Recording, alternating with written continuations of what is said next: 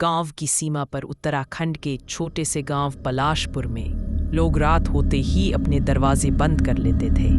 गांव के ठीक बाहर एक पुराना श्मशान था, वीरान, टूटी चिताएं और राख से भरा।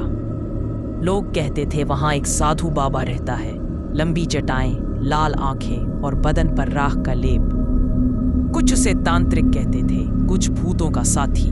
गांव के बड़े बुजुर्गों ने चेतावनी दी थी, उस श्मशान की ओर मत जाना, खासकर अमावस्या की रात। लड़की का नाम था रिया। रिया एक 19 साल की कॉलेज की छात्रा थी। वह गांव की ही थी लेकिन शहर में पढ़ती थी। गर्मी की छुट्टियों में वह पलाशपुर लौटी थी। वह पढ़ी लिखी थी, डरती नहीं थी इन बातों से। उसे लगा ये सब पुराने जमाने की बातें हैं। एक रात जब बिजली चली गई थी और पूरा गांव अंधेरे में डूबा था, रिया छत पर बैठी थी। हवा में कुछ अजीब सा सन्नाटा था। तभी दूर से उसे डमरू की आवाज सुनाई दी, ढम ढम ढम। अरे, ये आवाज तो श्मशान की तरफ से आ रही है, रिया ने सोचा। उसकी जिज्ञासा जाग उठी। मोबाइल की टॉर्च जलाकर वह चुपचाप घर से बाहर निकल गई। श्मशान में पहला सामना। रिया जैसे जैसे श्मशान की ओर बढ़ी, हवा ठंडी होती गई। पैर अजीब सी सरसराहट कर रहे थे। अचानक उसने देखा एक आकृति राख से लिपटी अग्नि के पास बैठी है। वही साधु बाबा। वो मंत्र बुदबुदा रहा था, ओम शिवाय भयहराय रुधिरम बलिदाना। रिया डर के मारे कांपने लगी, लेकिन वापस लौटने का रास्ता खोजने लगी। तभी आ गई तू? बाबा ने बिना देखे ही कहा, मैं माफ कीजिए, मुझे जाना चाहिए, रिया ने कांपती आवाज में कहा। साधु ने धीरे से आंखें खोली, खून सी लाल आंखें। अब लौटना नहीं होगा बेटी, तू तो चुनी गई है। रिया किसी तरह भागती हुई घर लौटी। उसने किसी को नहीं बताया, लेकिन उसी रात से चीजें बदलने लगी। उसके कमरे में राख पाई जाने लगी। शीशे में उसका चेहरा अजीब दिखता था, जैसे कोई और हो। सपनों में वह हर रात श्मशान में उसी बाबा के पास होती थी। एक दिन उसकी माँ ने देखा, रिया के हाथ में किसी ने खून से कुछ लिखा था, बलिदान। लोगों ने देखा कि गांव की अन्य लड़कियां भी अजीब व्यवहार करने लगी थी। एक बच्ची ने बताया कि उसने रिया को रात में श्मशान की ओर जाते देखा। गांव के पुजारी पंडित रामशरण को बुलाया गया।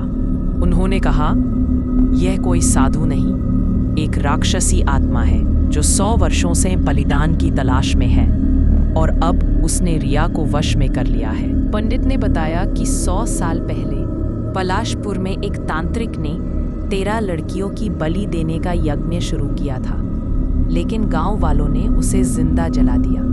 मगर उसकी आत्मा उसी श्मशान में बंधी रह गई। अब हर 100 साल बाद वह फिर किसी लड़की को साधन बनाकर लौटती है और इस बार रिया उसकी 13वीं बलि बन चुकी थी। पंडित और गांव के कुछ लोग मिलकर रिया के घर पहुंचे। उन्होंने हवन किया, लेकिन रिया जोर से चीखने लगी। उसकी आंखें काली हो गई थीं, आवाज पुरुष जैसी भारी, मुझे मत रोको, ये देह अब मेरी है। तभी बाहर जोर की आंधी चली। श्मशान से बाबा की हंसी गूंजी, बलिदान अधूरा नहीं रहेगा। पंडित रामशरण ने एक पवित्र त्रिशूल निकाला और रिया के सामने जाकर बोले, अग्नि को साक्षी मान, ब्रह्म से आदेश करता हूं, छोड़ दे इस कन्या की देह।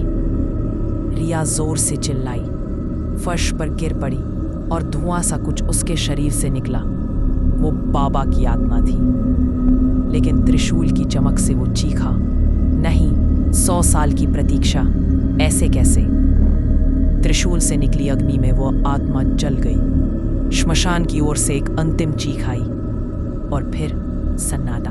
रिया कई दिनों तक बेहोश रही। जब होश आया, उसे कुछ भी याद नहीं था। सिर्फ एक बात कहती रही, मैं किसी को देख रही थी, लेकिन वो मैं नहीं थी। पलाशपुर फिर से शांत हो गया, लेकिन श्मशान अब भी वहीं था, राख और रहस्य में लिपटा हुआ।